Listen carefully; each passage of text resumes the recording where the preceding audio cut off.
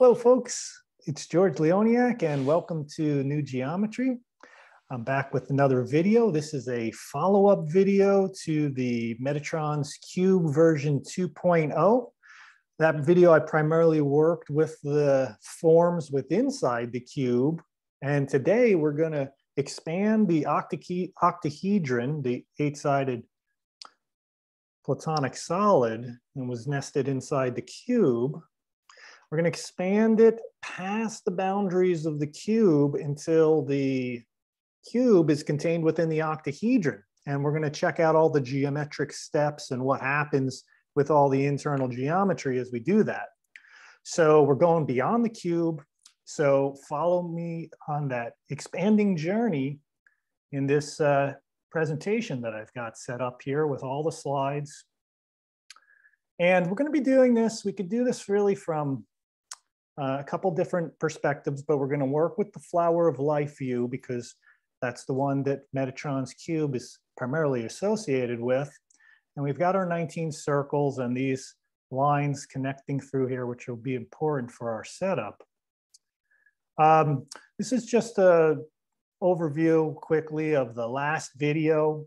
I had the three Platonic solids that are primarily in the fruit of life, which is these 13 dark circles within the flower of life. I like to set it up that way, and you'll see why in this video, why that's important. But without the phi ratio circles, which are these blue and red circles, you will only be drawing octahedrons, cube, and tetrahedra. Both of these are the star tetrahedron, these red crossing lines.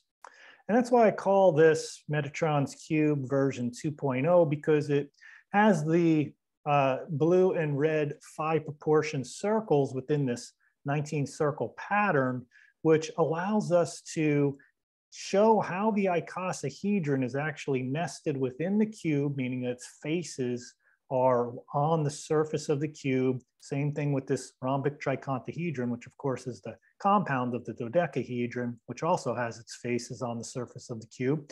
When I mean edges here, this edge, and that edge are on this central portion of this cube here. These two compounded together are the Rhombic Tricontahedron. So that's a quick follow-up.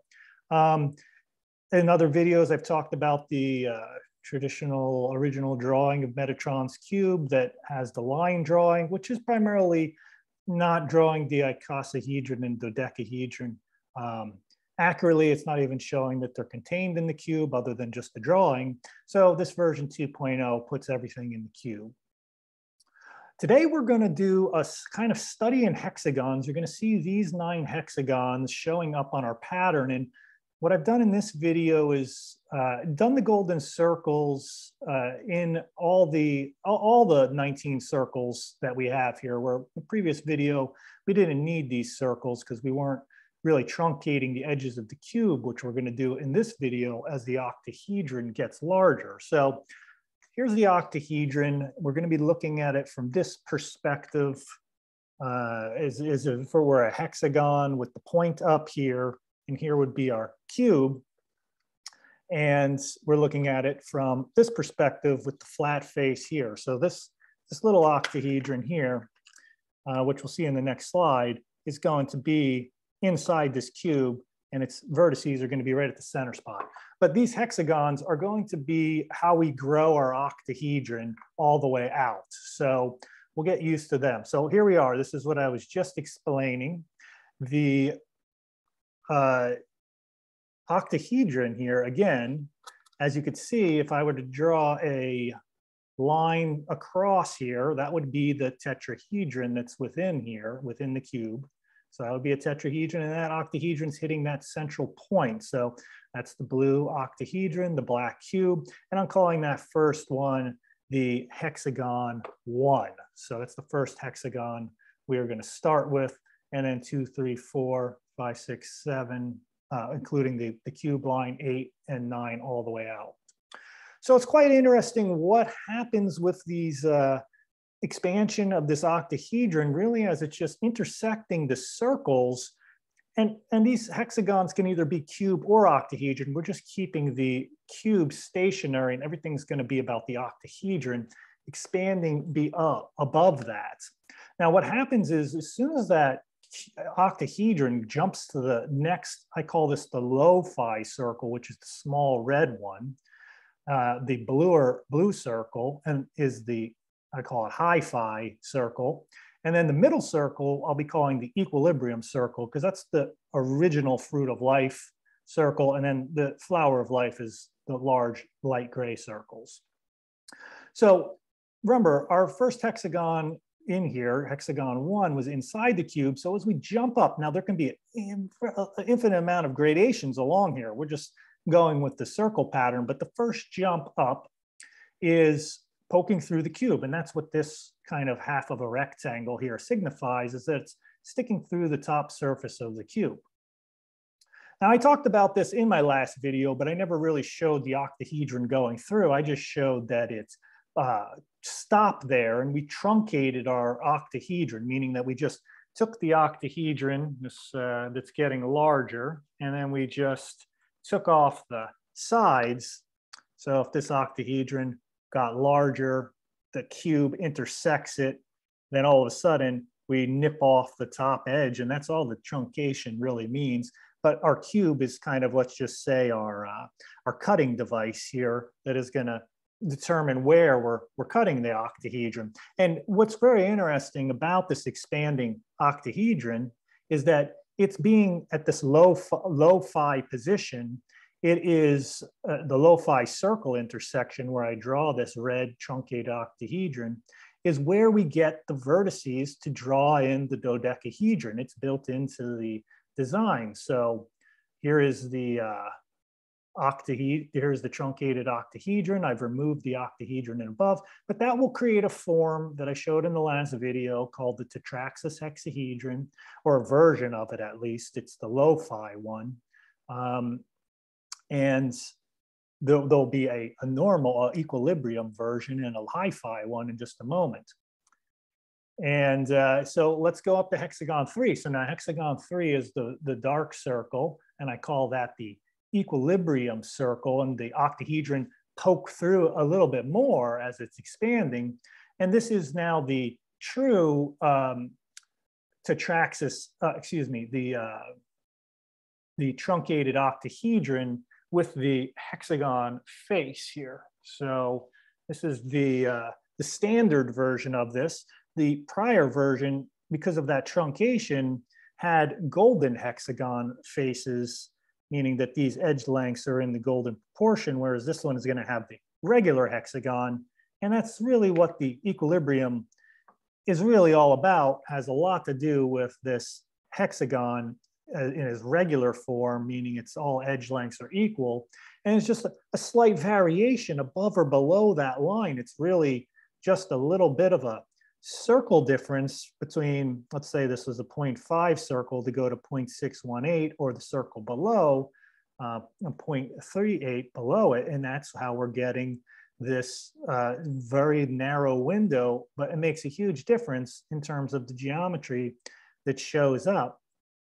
So here's the regular hexagon version. We don't need any phi circles to show this. And then the Tetraxus hexahedron, which is its dual form, is this dark colored lines off of the cube. Now remember, I've removed the octahedron. This line would extend up and touch that vertice. Okay, now we're going to go up, expanding to hexagon 4. We've gone through this whole ring now, or just about, as soon as we go through this section. That's the high phi, that's the blue circles that are giving us the hexagon and the equilateral triangle. And then we're able to connect the blue circles to create these, which would be a full rectangle, and it's truncated. We're getting another golden hexagon face.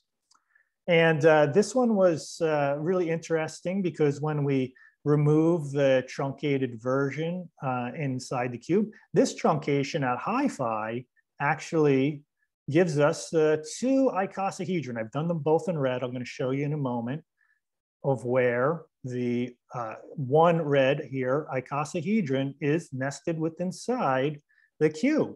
So just in that little bit of variation between low-phi and high-phi circle, low-phi gave us the dodecahedron in the cube.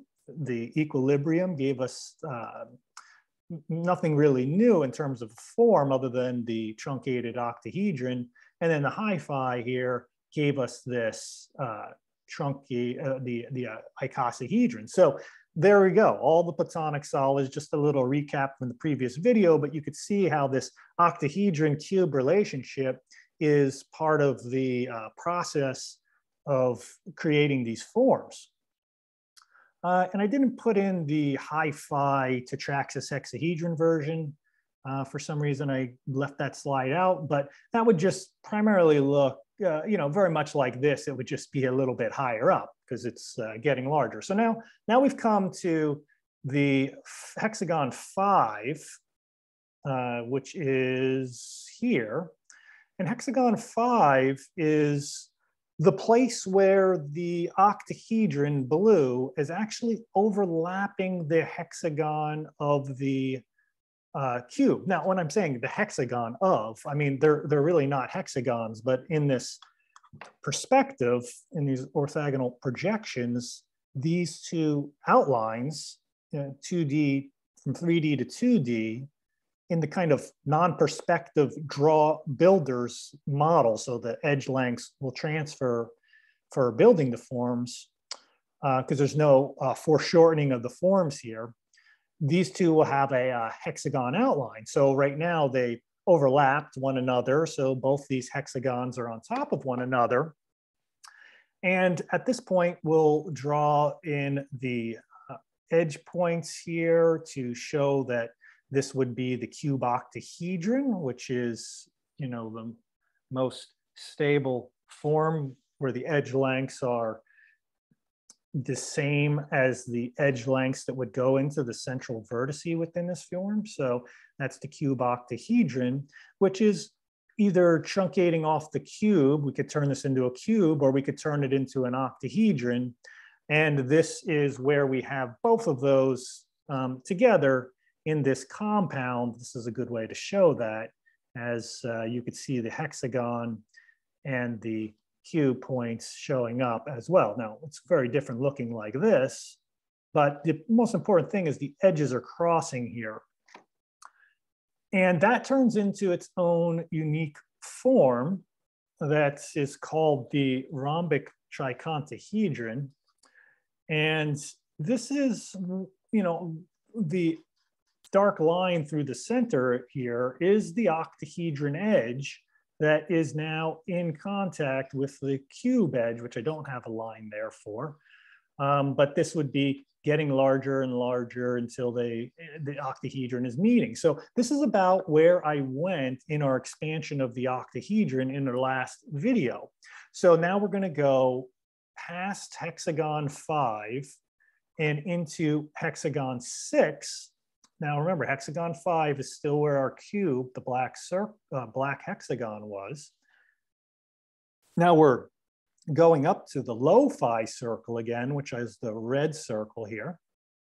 So we went from high-phi blue, the overlapping points, which is on the seed of life circles. And we're going to go all the way to the flower of life. And we started off on the inner points of the seed of life. So it's really it's very neat the way this works out here in terms of these additional circles and what they're allowing to reveal in this expanding hexagon or octahedron going. Okay, so it's poking. So now what happens here is before the edges of the octahedron, let's just show you one more time. The edges of the octahedron were like poking through. So we were getting these purple lines and all these other images. As I said, it kept poking through, right?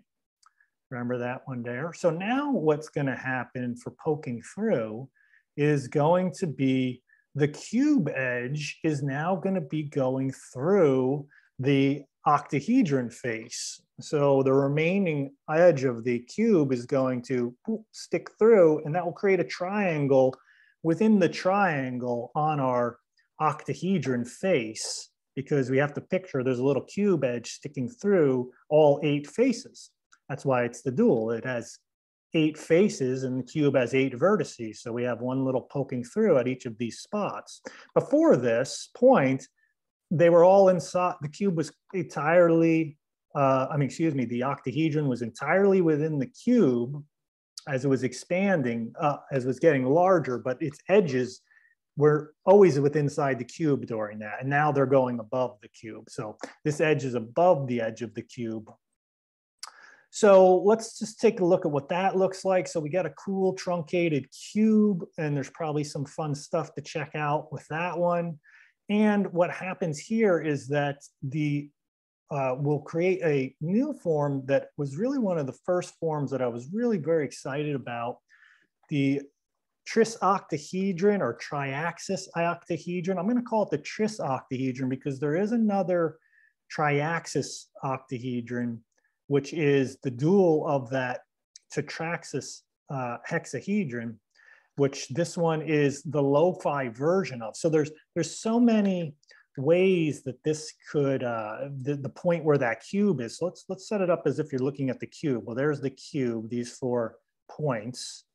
There's the octahedron, but now the octahedron face is no longer flat. It's bulging out to the side, bulging up because it's got a cube poking through it. But in our drawing, that's what this blue lines are showing, is it's connecting back to hexagon 5 there. And this is the 24 isosceles triangles would be created on this new form here. There's some cool things that we can do in these next images for showing how the lines will crisscross on the face. So for an end, this face is sloping away. Remember, we're looking at it like this. So this would be flat to you, but it's sloping away. This is the flat. In this view, this equilateral triangle is totally flat to you. And these 3 other faces are sloping away. But when we follow the lines through here on the lo-fi version, you see that they connect to the red circles and they connect to the red circles and they crisscross and create golden hexagon phi ratio division of the line throughout the whole face. And we could take that another step and do the whole octahedron now with golden hexagon faces. This internal geometry would continue to interlock all within it. We're just looking at the surface of the cube, and it would create all sorts of variations of phi ratio size octahedron and tetrahedron and cubes. And there'd be the dodecahedron and icosahedron because phi ratio is in there. I mean, it is, the octahedron is almost more interesting to work with than just the cube in terms of how it will divide the triangles for the octahedron throughout the different triangles that will show up throughout the different phi ratio sizes. Okay, so we're going to jump now from that. That was the overview of hexagon 6, the low phi circle. Now we're back to the in the final circles here. We have the equilibrium circle, which again is the light black circle in between. So we've jumped up 1 hexagon. We still got our cube in there, and now we've got the vertices poking through here of the cube. It's going through the octahedron face, just like previously. We can also truncate this cube. Interestingly, this is not the truncated cube that is the Archimedean solid. This one here is, that one has a regular octagon edges for the faces, and these are not regular octagons, but it still will do the triaxis octahedron, and it does a pretty sweet pattern of, it's not a golden hexagon because all these edge lengths are equal. These are all equilateral triangles. You can divide the whole thing. It's very easy to build with the little magnetic building blocks. This whole edge of the octahedron here now is broken into 5 segments, 1, 2, 3, 4, 5, all the way through. So you'll see here in this final build out of just all the segmentation. So this could be a star tetrahedron if we did this here. You know, there's star tetrahedrons within here. We've got regular hexagon, of course, showing up throughout this pattern because we're now not working with the phi ratio divisions, but we have a equal edged kind of irregular shaped hexagon that is on the surface of this octahedron. And of course, it's neat to look at it sloped away, but here are the 5 segmentations, 1, 2, 3, 4, 5. So that's the middle phi, not middle phi, I guess it's the equilibrium place. And when we're dealing with equilibrium between the 2 different golden hexagon versions, we're not going to get the Platonic, all Platonic solids showing up in there, meaning the dodeca and icosahedron will not show up in this pattern here because it's all equal edge lengths. So let's go back to high phi. Now we're going up, but the next hexagon up past the middle one. This is back to the blue circle. Of course, our cube is getting less and less truncated as we go. It's now all within the little triangles are all within the red circles. So it's barely poking through. And there it is as a truncated version of the cube, just the little nipped ends. And it will also be almost pretty flat isosceles triangles, almost. We still have a little ways to go, and there could be other divisions between the last ones. But as we're growing out, oh, I forgot these blue lines. They should be going to the center. So this is not this shouldn't be an equilateral triangle here. We should have these divisions where these light gray lines are. Okay, well, let's take a look now what happens when we start to create the truncated octahedron. So if this was truncated, we took off the top of the octahedron. We're going to talk about that in just a moment. But here is my classic golden hexagon face that is for this form looking like this one here. This is in its truncated version, but this is the so when I'm saying truncated, just like we're going to take the octahedron, if that line continued up, it would just come to a point on that square. But here's that golden hexagon face. And if we zip our lines through there, they all crisscross and create these cool phi ratio division golden hexagons and triangles and octahedra of different sizes and scales. This is more like the fractal trees that we see. When we see a fractal tree that grows from the center and goes out, the lines are dividing into phi ratio as they get larger and larger. It's a very different scale invariant fractality than the equal edge versions of this. This here is like we have different size octahedrons showing up, but they're really just growing off of the same edge length, getting larger and larger due to that. Whereas these patterns here are more fractal tree-like in terms of how they're going to grow based on the scale invariant phi ratio divisions, because we have 1.618, 2.618, we've got 1.618, and then we've got further lengths of phi ratio addition and multiplication going on throughout the rest of this form. So the octahedrons at different phi ratio scale building it up. And of course, octahedrons, dodecahedrons, and all the rest will be showing up in this. Let's see, I think I've got to stop the share real quick. Or here's my screen is frozen. So I'm not sure how to get out of that.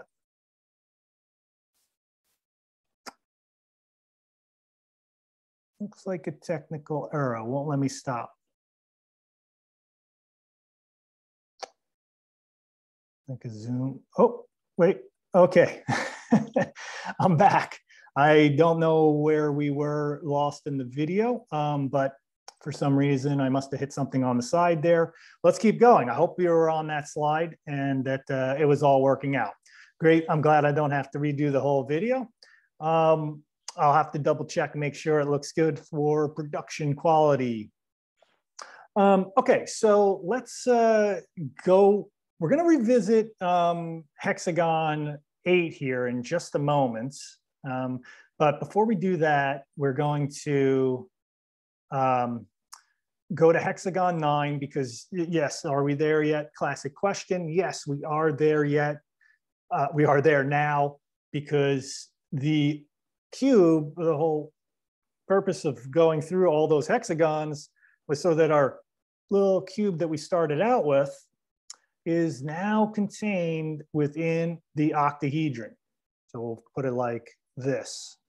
That cube that we worked all the way through is in that big octahedron, which is just going to swallow up all the vertices.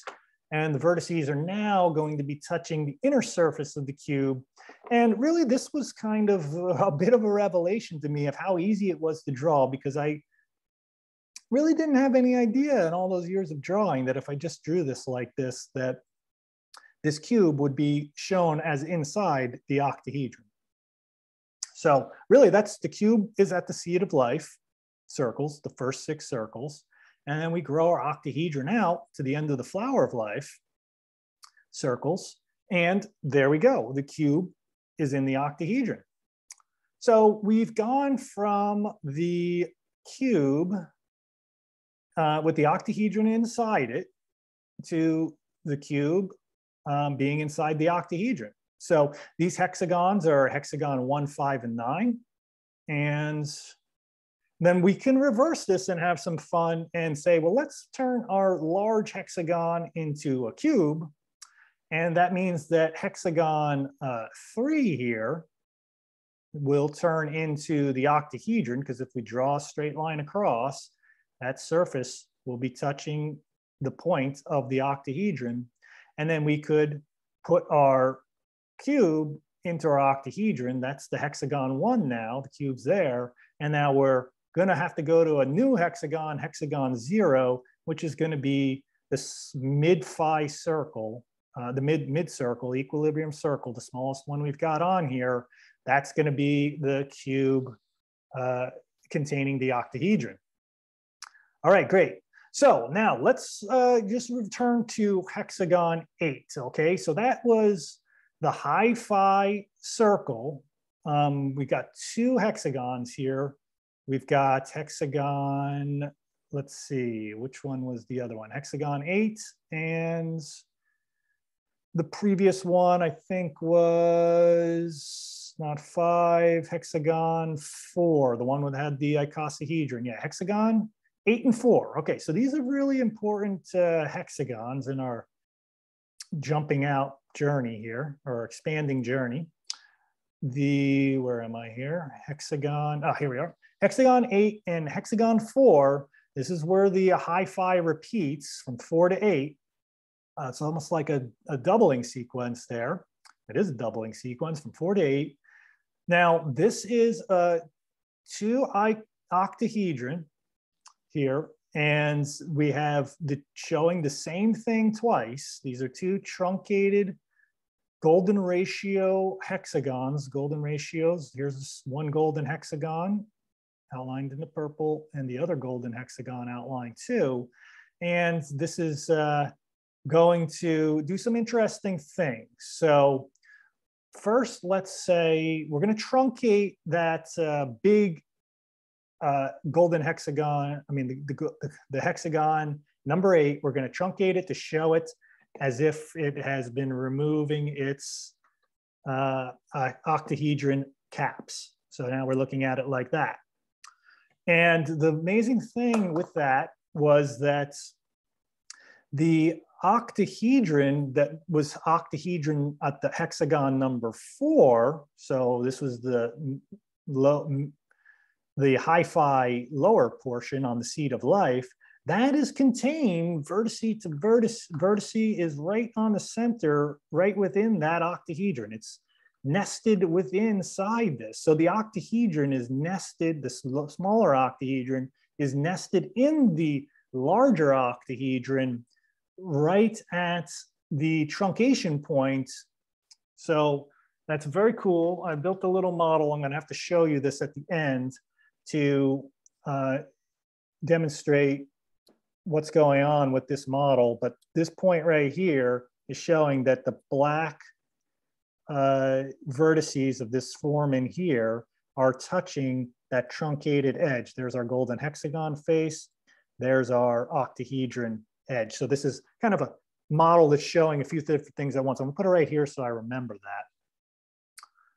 Okay, that was really fascinating and mind-blowing to me, because what's gonna happen now is that smaller octahedron, right, the little one that's inside our larger octahedron, that point of that octahedron is touching the midpoint of that icosahedron that is shown in red here, yet it also contains an icosahedron. So we have phi ratio nesting icosahedron that are contained within the hexagon 8 and 4, both containing the icosahedron at that location, which is just really fascinating to me, because it's been a while since I've been looking at the implosion explosion diagrams of this circle pattern here, where I infinitely compressed the icosahedron or tricontahedron and from way out far phi ratio to very, very, very small. This is related to Dan Winter's work of the infinite, non-destructive compression of the phi scale invariant compression. Well, this is the first time that I was able to show this in this golden flower of life here, really, the golden circle flower of life, demonstrating that there is this scale invariant compression, infinite compression within the flower of life pattern, because now we have these two phi ratio icosahedron within inside those octahedron at hexagon 4 and 8. And these edge lengths are in phi proportion here. Now we could turn these into tricontahedron and dodecahedron and all that. We just have to do more circles and find more lines. I'm not concerned about all that. Once we got the icosahedron, we got the phi-fold symmetry. So this red edge is in phi proportion to the smaller edge of the smaller icosahedron. So I was really, really excited about that. Now we have, let's go check this out. We're going to go and look at, well, we're dealing with just one octahedron this whole time, right? And there is a compound of 5 octahedra that is going to be very difficult to draw in this flower of life perspective, because this octahedron is taking the hexagons, right? And if we have 5 of these, we have to deal with other hexagons and the other shapes of how this is going to look when it's not looking like a hexagon. So I just want to illustrate something with this. Where we're going is we're going to go to just the regular golden circle seed of life, which is actually in our pattern, but we're going to change this up. And my discovery now is like, this pattern really works with showing 5-fold symmetry for these forms like the dodecahedron and octahedron. So our octahedron is tilted to the side. These big triangular faces here are the octahedron that would be originally we were looking at like this. Now one's like this and one's like that. So we don't have one that's just oriented vertically, but we do have the Icosi Dodecahedron, which is built of the 5 octahedra that are now orienting within 5-fold symmetry, creating pentagon faces, 12 of them, dodecahedron, that's that part of it. The Icosi part is the 20 equilateral triangle faces. And this is really, just as important, as the cube octahedron, because this could either be a dodecahedron, the 12-sided Platonic solid, truncating the edges off at the midpoint, or it could be truncating the icosahedron at this point, and you would get this as well. So it's a very awesome form. So we're going to take a look at our form within that. Now we're going to take a look at this truncated golden octahedron. And I had to go into this drawing and draw the truncated octahedron within this fivefold pattern to come up with this compound of 5 truncated octahedron, because my thinking here was, wow, I might be able to create a compound of 10 icosahedra, because remember, this contains 2 icosahedra in it where they crisscross the square faces, and then 2 equilateral triangles within the golden hexagon. We showed that earlier back somewhere around here. Let me go a little further back. There it is. There's the crisscrossing of the icosahedra, and then I showed you, well, there's just one of them. So I'm thinking if I have 5 octahedra that are in the compound within that Icosi Dodecahedron, I should come up with 10 of these icosahedra. So here it is. This is one to study if you're into it. And I noticed I have a missing line here, so don't focus on this light colored lines. Let's focus on the red one. So here's the red golden hexagon face. We're looking at this now as if it's tilted over to the side like that. And this is the truncated point, that rectangle right there, going down to another golden hexagon face that's oriented off to the side. That would be this one down here.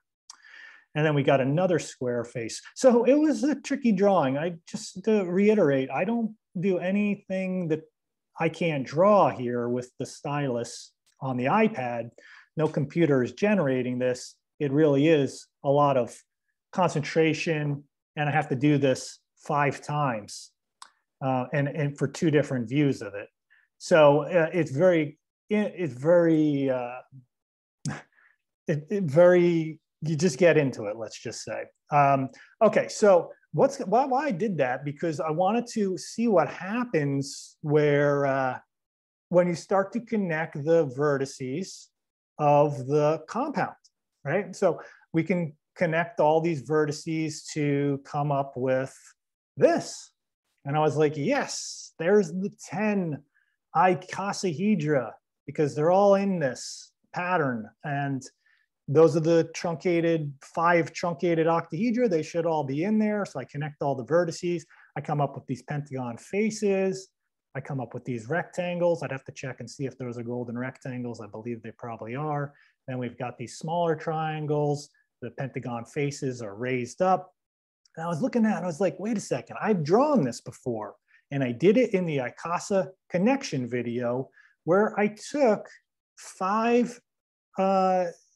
6 icosahedra, which I thought was going to be a compound of 5, but I needed the 6th. Put all these icosahedra together, drew this up, which was another really involved drawing. And then I came up with this same pattern, and these would be connecting to that light blue icosahedron that I would connect those vertices to, and it'd be the same thing. And this is the very simple, well, you have to get these golden circles around the outer side. There's a technique for how to get those points, but that gives us all the golden circles in this diagram to draw, which essentially is the compound of 6 icosahedra. It's the same thing. I just came to it in the truncated octahedron version. Okay, so that's the journey I went on. It's a compound of, that's what happens with the expansion of the octahedron and how it expands into the icosahedron and connection to the phi ratio forms along. But I do want to end with one of the most famous octahedra that are out there, and that is this one. The most famous octahedra that has been disguised as an icosahedron for ages, and it's in the Metatron's cube. It's not an icosahedron, but it is a octahedron that is masquerading as an icosahedron, or being called that. So it is an octahedron.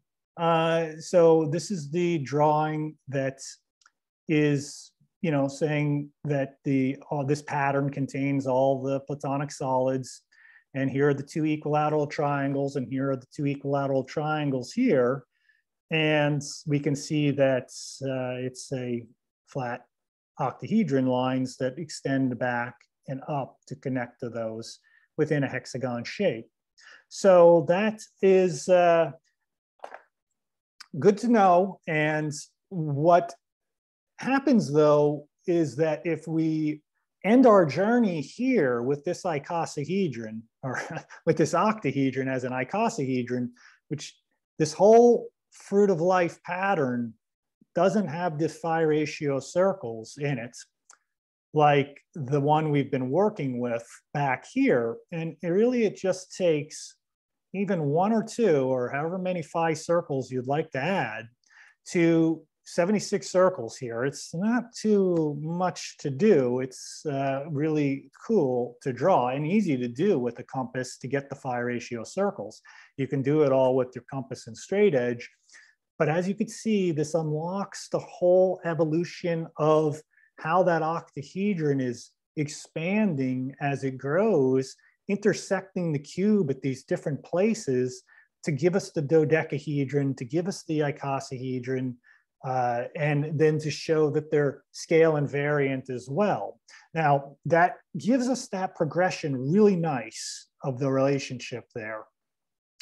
And this pattern here, where we then turn our hexagonal geometry and have the dodecahedron and the icosahedron be the vertical line rather than the octahedron, we put the octahedrons to the side, allow us to see other things and do other complicated drawings or make new interesting discoveries and do all the different stellations of the icosahedra. It's so much easier to draw and expand in this way and show that infinite expansion as well. And in the cube version, or the octahedron with the hexagon outline like straight on, that allows us to see kind of the expansiveness of how it interrelates and grows out, interlocking with the other hexagon, with the other patterns around it. So the two patterns are really doing two different, they're complementary, let's just say, in what they're revealing and giving us different information about the universal structure of these forms and how they relate to one another in their connectivity. So let's just, I showed a lot of the models. Here's this octahedron with the equilateral triangles. This is that tris I haven't really showed this one. The tris octahedron just means it's got 3 isosceles triangles on the faces. And that is the next step past this one, which was the compound of the rhombic dodecahedron. It just has 12 faces. So that's the dodecahedron, different than our other dodecahedron, which has pentagonal faces. These got rhombic faces. And let's just talk about this model for a second, because this was trying to illustrate what was going on there between hexagon 4 and 8. Remember, hexagon 8 would be the one that's containing this big equilateral triangle. This is the golden hexagon that is within there, hexagon 8, with the golden circles that would intersect to give these points, the high phi circles. And then we can draw in our triangles around here, and the cross piece would be right through the black. Zoom wouldn't let me do that, so I just used some metal wire to hold in our other octahedron. Now you can see that hexagon number 4, the one that this one is, the black vertice one, is right there, right on the inside truncated location of this. So let's flip it around, then we can see the truncated version. So really want to truncate this, I'm just taking off this octahedron, which would go into the inside of this too. And that's why we have all these octahedra kind of intermingling and creating little mini phi ratio octahedra where they overlap, and mini tetrahedra or larger ones. It's just like I don't have enough Zoom tools to build it out. It's incredible. But so here is our golden hexagon face with the square face now that is from the truncation point. And then we could see that the crisscross of these lines are where the point of the black octahedron is. So this will continue on at the next point. And I don't know, maybe it is a doubling sequence because we got 4 to 8. Will it go up to the 16 point and then continue on? Well, that would be very cool to see that there's a doubling sequence there, but I have not explored that. But now that the question's proposed, we'll have to follow and build out those hexagon and phi ratio circles to see if the pattern continues, which I have not done. It could be just into the flower of life and that'll be it. But it gave me enough insight into this to see many, many connections of what we call Metatron's cube that I've been puzzling over for a very long time. Just where are the Platonic solids in there? We've figured that out, that you need the phi ratio circles within that. And then how do the octahedron and the cube relate? Their compound is when the hexagons are over top of one another. That's at hexagon 5. You go to hexagon 9, that will contain the cube in the octahedron. Yep, and then if we go to hexagon 1 to 5, that will contain the octahedron in the cube. So it's just a little bit of a language that I'm working with here about relationship of the hexagon to those circle patterns. So I hope you enjoyed that. I hope you found that as an expansive video in your understanding of the interrelationship of these forms. And I really appreciate you watching. Please subscribe. I've been sharing these drawings with my apprentices, which are really great. They're having a great time working with these. So check out the apprenticeship. I think I'll be doing one either in September or October, restarting that up. And then I also have the Patreon, which has great lessons and drawing the Platonic solids with the golden ratio circles. Check out that. There's new geometers. There's only one tier there. New Geometers Facebook group is really awesome. Check that out too. Lots of great images being posted, not only by myself, but many other of the community members there. So much love and peace, everybody. Thanks so much for joining me. Have a great rest of your day.